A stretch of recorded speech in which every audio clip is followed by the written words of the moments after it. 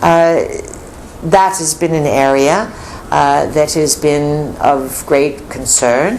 Sirius is just down below from Orion, not so far distant from the Pleiades in your terms across the sky. And know this, that your zodiac, in a whole understanding of astrology and astronomy, at one time they were one science. It was understood that the astronomy was the location of a heavenly body. The astrology determined the effect of the heavenly body on the viewer or on wherever the position was.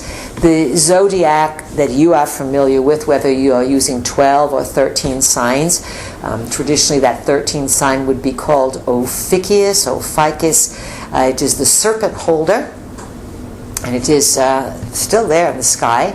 It is a little configuration of stars, again known as the serpent holder, and it is located between the sign of Scorpio and the sign of Sagittarius.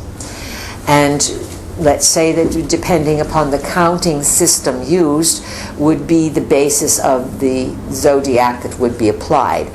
The zodiac, so to speak, is a map of the heavens.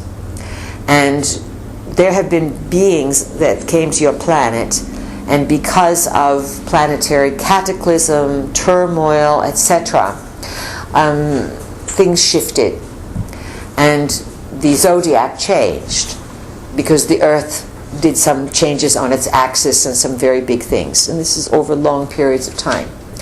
And there have been beings who could not find and figure out where they were in the cosmos, because the stars looked and shifted and were completely different. So every planet that would have sentient beings, and all sentient beings, would use some sort of layers of maps that would make sense of the highways in the cosmos. And from our system's point of view, of course, if you can see us, we can see you. You follow this? Yes. So if you can see our cluster of stars from the Pleiades, we can see your sun. And in some of the oldest traditions, your sun has been considered to be part of the Pleiadian system. Yes. Even though we are something like 400 light years away from you. Yes. So distance is not always the defining factor of a neighborhood. Now, let's see what else we can tell you about this that is important. Well, ask us a question if you have anything else on this subject. I guess what I'm getting at is that when I'm standing on Earth in the winter in North America, and I look up and I see Orion, and I understand that that's an energy that comes from an arrangement of stars that, as you've just pointed out, changes over time, even from the Earth perspective. But from another star system, light years away, there wouldn't be an Orion for anybody to observe or to relate to. And so from the perspective of some entity that is observing the heavens from the Pleiadian system, I'm curious what major... I don't see that Orion would be visible as we see it here. No, you change your perspective and everything changes. Exactly. But the stars are still stars. Yes. You know, you are living here in Vermont and there are mountains around you. Yet if you drive on this road, the mountain looks one way. You go over here, the mountain looks another. You fly in the airplanes, the mountain looks something different. Yet they are still mountains. You follow? Yes. There are maps in the cosmos that determine, let's say, the position of things. Because a mountain looks pretty stable. It's located there. You may walk and move around it, but it's still located in one spot. You look at a constellation or group of stars, and if you travel around them, they're going to take a different shape. Yeah. So there's a type of consciousness that is needed to navigate the heavens that you do not have. This is why you can't get off your planet very easily, your scientifics. They have been taken off the planet. Others have shown you how to get off and to go places, but these, in general, you do not have the consciousness to hold a star map or a star picture in your mind. Now, many, many beings are very reliable on the pulsar system. What do you know about pulsars? Anything? I know something about it. Anyone know anything about pulsars? They're rotating star, What is it? rotating energy or star. Yes, what else? And they're sending out huge Signals? Transmissions? very high frequency electromagnetic Energies. And one of the things your scientifics discovered in the last 20, 30 years or something, they discovered that the pulsars all seem to be the same age. And they have made conjecture, correctly so, some big mind stretches, have speculated, and we would agree on this, that it is the pulsars throughout your soul, out the galactic area that you occupy. The pulsars are like lighthouses. They are refueling centers.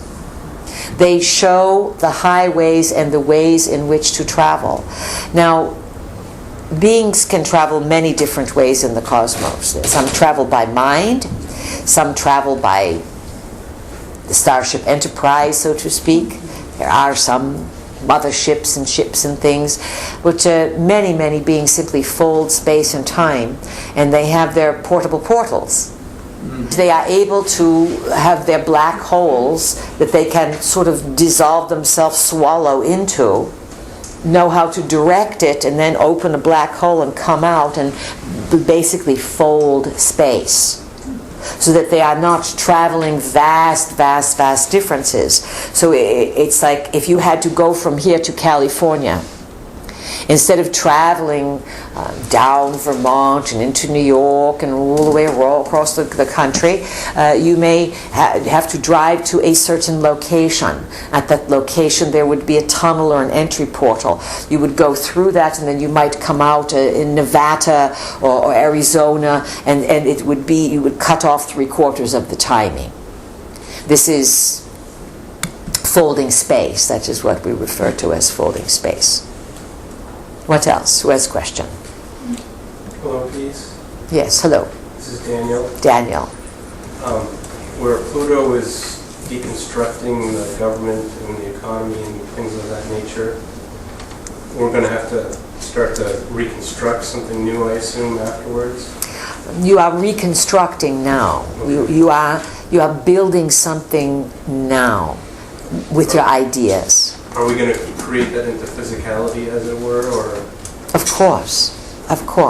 do we need to, like, kind of have it in our mind what we're thinking we're going to recreate? I mean, like the fundamentals of it. Well, let's... Specifically, we're referring to the economy. All right, but you are approaching this in a way that, let's give it a little more room, a little more generosity. You are thinking that you have to think of something. Yes.